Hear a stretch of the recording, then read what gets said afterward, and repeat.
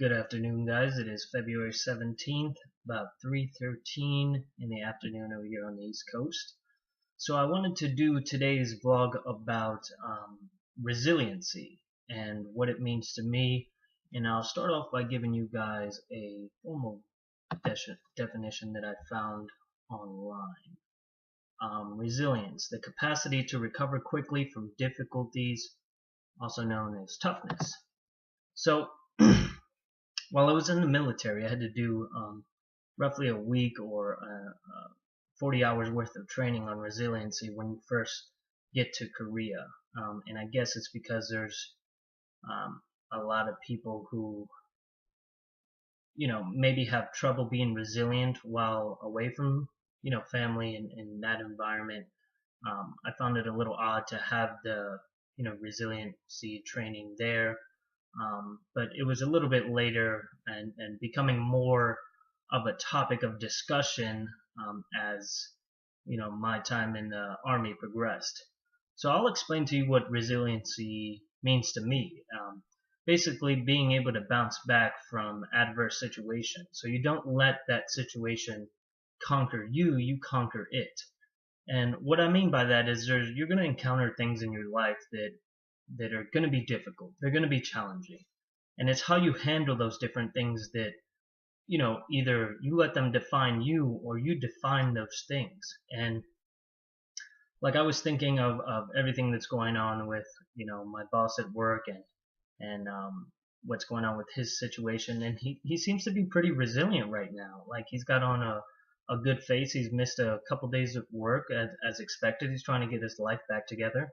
But he's being pretty resilient. I mean, he's in good mood and good spirit for somebody who just had a tragic event happen to him. And it made me think back when I was speaking to my mom and family yesterday. I didn't mention it to them, but it made me think back of the hurricane. I think my mom maybe had brought it up yesterday, where we did lose a lot of stuff in our house, and it was, an equivalent tragic event that happened in my life at a young age, so it wasn't that dramatic to me. I mean, yeah, I lost a lot of toys and our house was destroyed.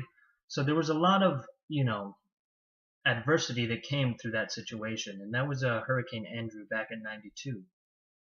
So we ended up, losing a lot. A tree had fell on my mom's car, and our house was one of the most destroyed ones in the neighborhood, if I remember correctly, and we had to go live with my grandma's house, which was down the street, while they rebuilt our house, and everything else that came with it.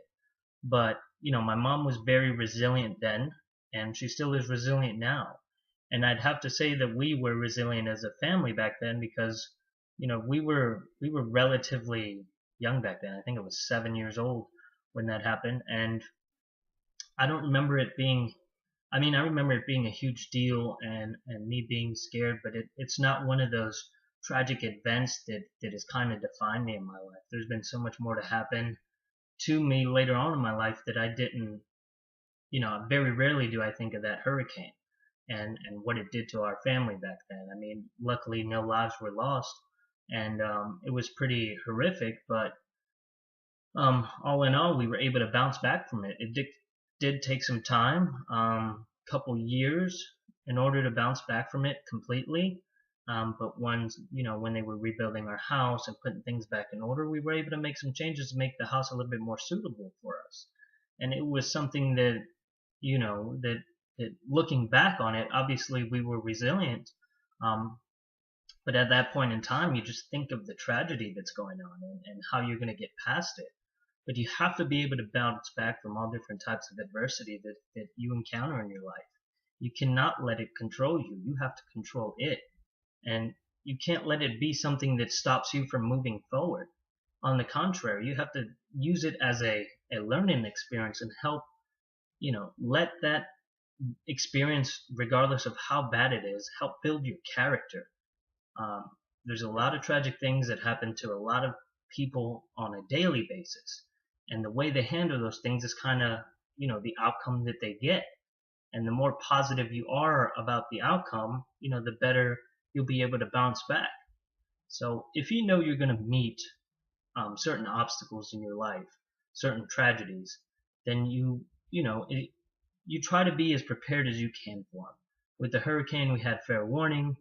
They, recommended we evacuate, but this was, in 92. My parents thought it'd be best for us to stay there, and, we were able to bounce back from it. It did take some time, but we were able to. So, excuse me. My mom recommended I have maybe some water when I'm recording my videos, so that's what I'm doing. But to get back to resiliency, it is, especially for today's youth, there's certain things that come up in your life and certain things that'll happen during school, and maybe you don't get certain things accomplished that you wanted to. Think of it as maybe a learning curve for you. You don't have to be perfect at everything the first go around. If you're not good at something the first time, then failure is just a means to success. And I'll say that again, but failure is a means to success. If you succeed the first time, then you're probably pretty good at that thing. But just because you fail the first time doesn't mean you have to give up. It doesn't mean you have to stop trying. I don't know if I mentioned this yet, but I was listening to something on the radio, and they were saying how the book Chicken Soup for the Soul, I think is the name of the title. Forgive me if I'm wrong, but that book was rejected about 144 times from 144 different publishers. When they were trying to publish the book, everybody thought the name of the title was not good. They also thought that a book of short stories like that one just wasn't popular. It wouldn't sell. And then when one publisher finally decided to publish it, they estimated the goal to be around 20,000 copies, which wouldn't have been bad. But after they published it, they started selling millions and millions of copies. It got translated into over 50 different languages. And the people who put that book together are now very, very successful. And it was because they were resilient that they were successful. They didn't take the first no or let that no define them in the beginning. They kept on pushing and pushing because they truly believed in what they had to offer, and that the book being very valuable to them could also be very valuable to other people. But if they would have just stopped at that first no, do you think they'd be where they'd be at today? Do you think the book would be as popular as it is? They had to take a chance, and somebody took a chance on them, and that chance paid off huge. But if they weren't resilient and weren't able to bounce back from all the no's that they got, who knows if the book would have ever been published. So, and there's a lot more examples just like that, and tons of them. But I mean, you have to learn to be resilient. It's one of those things that it's very popular today, and it's just a fancy word for bouncing back, but it seems to be a catchphrase for people going through a tough time. And that's what I want to bring to today's youth. I'm sure they hear the word from time to time, and I'm sure that they may or may not know what it means, but that's what it means, and that's what it means to me. And you have to be able to recover from any and all obstacles. Nothing defines you, and in that sort of way where it can leave you not wanting to move forward in the future. So the other thing that I was thinking about was a good comparison that my mom had made about the sheriff that we're trying to help now, is that my brother was in a pretty bad car wreck years ago, and I happened to be the first family member on scene that day. And as they were pulling out of the car, it looked really bad. To fast forward to the future, they told him that he would probably never walk again, and that he would probably be wheelchair bound for the rest of his life. He had to do a lot of physical therapy. He was very resilient at that time and determined to walk. We would joke around with him to try and get him to put his best foot forward when it came to physical therapy and trying to walk again. And there was, the possibility, even though he had broken a couple bones in his body, there was a possibility that he could walk again. And I don't think he let that possibility go. And he is walking around today, healthy as as he's ever been. So that's another story, and I share that same frame of mind, and it's gonna be something I bring forward to the table as I talk about Stephen whenever I have to do that presentation. I'm gonna see if I can do it live or record it as that vlog for that day, so you guys can see the steps I'm taking to get to my goal of speaking in front of big audiences. It's going to be daunting for me, but I'm willing to do it.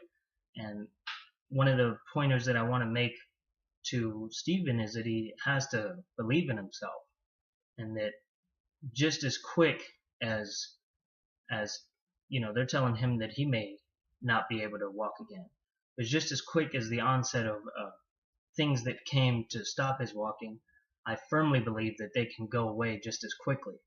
So, and he's going to have to be resilient throughout this entire process in order to see it through. And as long as he doesn't stop trying, I mean, he'll figure out a way to walk again. But he's going to have to remain resilient, and this is going to be a trying time for him. But I firmly believe that he'll be able to bounce back from it. And he's bouncing back and has a good face now for all the adversity that he's facing. And but it's to remain in that constant state of mind of being wanting to move forward, and not letting what other people tell you be the end all be all. You still have to strive and move forward regardless of what even medical professionals tell you. If they tell you you can't walk again, sometimes those professionals are wrong. And that's not to badmouth them or badmouth the medical industry, but sometimes they are wrong. They were wrong about my brother, so why can't they be wrong about other people? And I firmly believe that, and it's a matter of belief that I think will reinstill and being resilient throughout that entire process.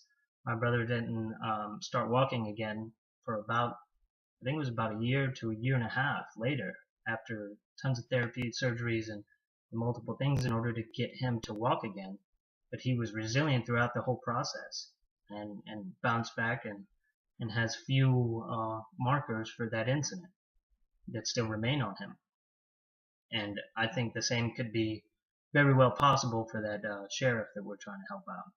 So that's what I'll leave you for today. I know it was a little repetitive, but that was just to drive home the point of resiliency, bouncing back from adversity, and the importance that it means to me and the young people who were faced with it on a daily basis when they're going through certain things. Regardless how small or big they are, they're all important to an individual. And you should be able to bounce back from most all obstacles that you encounter in your life. And if you don't know how, try to reach out to somebody who has bounced back, because everybody leaves this formula for what they did to get to where they're at. And sometimes you just have to reach out to people. And like I said, I didn't even think about that hurricane as my family being resilient back then, but looking back on it, it's an experience that I can share with people now, and one that'll live with me forever. So that'll be it for today's talk. I look forward to talking to you guys tomorrow. I have to get to work here in a few. So we'll see you guys tomorrow, and thank you guys for continuing to watch, liking, subscribing, and commenting. Really appreciate all the feedback and all the views that I'm getting. Thanks again, guys. I look forward to seeing you tomorrow.